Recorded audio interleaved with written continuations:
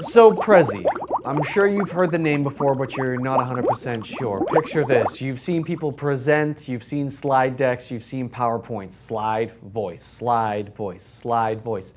Well, Prezi basically takes those slides and animates them, makes it fun, makes it a little bit more interesting, and it's not just, here's your picture, here's your text.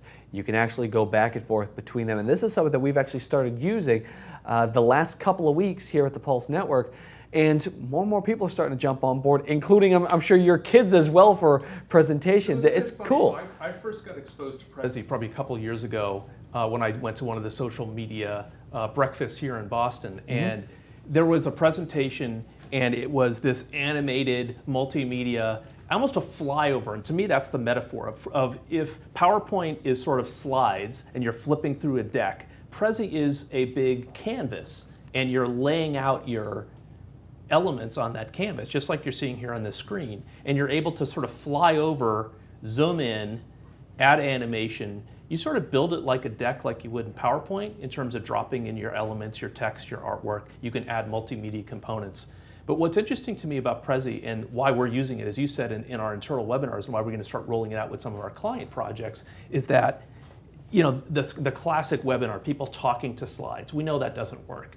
There's too many of them going on. It's not engaging. It doesn't involve the audience. Yeah. Our Webinar 3.0 platform brings the power of video, broadcast production, but we always still had to think about how the elements were going to come in. We were, in some cases, putting in PowerPoint slides. What we like is this combination of the Webinar 3.0 plus Prezi, because it brings that multimedia aspect, but it also brings the structure, and I think it's important as we develop more content. For example, our internal webinars have more of an instructional component. Yeah. It allows you to almost lay out your courseware within the Prezi environment, the way that you'd almost give a lecture kind of on a whiteboard. If you think back to college, the best professors sort of created this picture on a big, in the case of me, in a chalkboard, but they created this big picture, and by the end of the lecture, you could sort of see the whole thing unfold. To me, that's sort of how Prezi fits in this sort of multimedia environment, is the ability to tell that big story and then put on all the elements and drill into the specific parts, but you can zoom out and kind of see how it all is laid out. It kind of reminds me of an infograph in a certain point, because you look at them and you start to see exactly, okay, you think about, take an infographic, any infographic. I don't care if it's talking about what fish you should and shouldn't eat.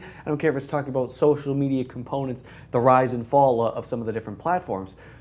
But every single one of them has that exact same component when you really look at it. You look at it from a grand scheme of things, you say, here is the rise and fall of Twitter.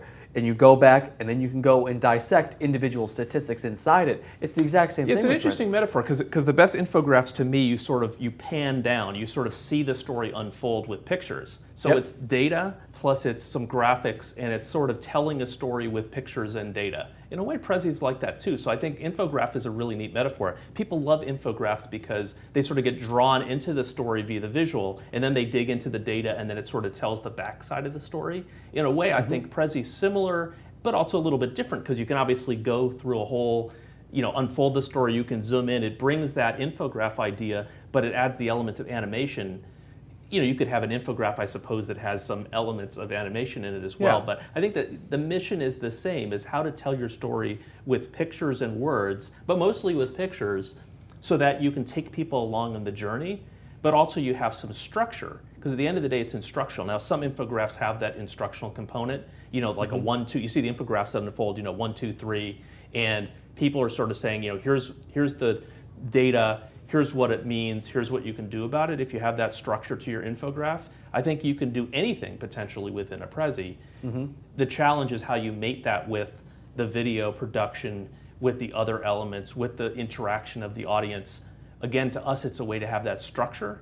And I think you're going to see, the audience is going to see, as we roll out some of our own webinars, as we roll out webinars with our clients, we're going to start building in sort of the instructional core. Yep. And to me, Prezi is just it's a good palette for doing that. Now, it's sort of garbage in, garbage out. I mean, it depends on how, what the elements are. Do you have a good story? Do you have good data? It doesn't take the pressure off of that part. I think it just gives you a more interesting container to show that story. Well, one of the things that I thought was pretty interesting about it was, I actually went through, when we were starting to figure it out, Phil DiMartino, one of our producers here at The Pulse, was actually the one that learned it before anybody else and figured out exactly, hey, this is how the things are pieced together.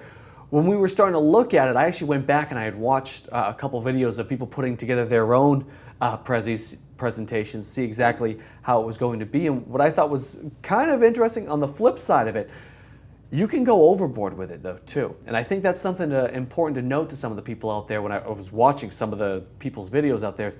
There was so much motion, so much movement that it took away from the message. So I think that's one thing that's important to notice.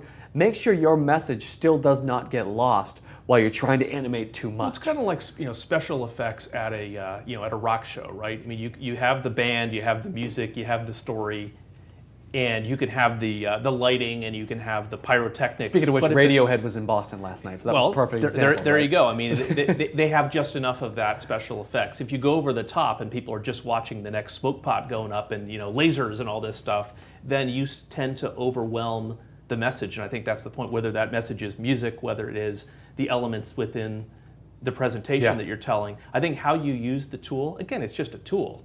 But I think it's really cool in terms of, again, blending the multimedia elements, but also blending a framework for telling stories. And man, we've talked about this a lot, right? Yeah. It's all about how you tell those stories, how you can engage with the audience, and how you lead people down the path. And I think whether you're defining a marketing campaign, we've talked a lot on Market Science about social marketing being about shared experiences, about creating ways for people to interact and participate. I think the bottom line to me with Prezi is that it's a way to interact and engage in a way that is more dynamic. It makes people part of the experience, but it also is structured so that you're taking people, first you need to do this, then you need to do that, then you need to ask these questions, here's your checklist. Now you're ready to go and take this and apply it within your business. And that structure is really important, whether you're defining a marketing campaign, whether you're giving a talk, whether you're doing a consulting job, you have to have that structure. And that's the best part of telling the story as you get to the end. When you're reading a good story, there's structure. There's chapters, there's character development, there's conclusions, all this stuff. You have to have structure in the stories. And to your point, overproducing it also, maybe people kind of cover up a bad story with lots of production. Prezi probably has that potential that you can overwhelm people with the flyovers and the zooms and the fancy graphics. But if you don't have a good story, it's still going to be a kind of mediocre experience.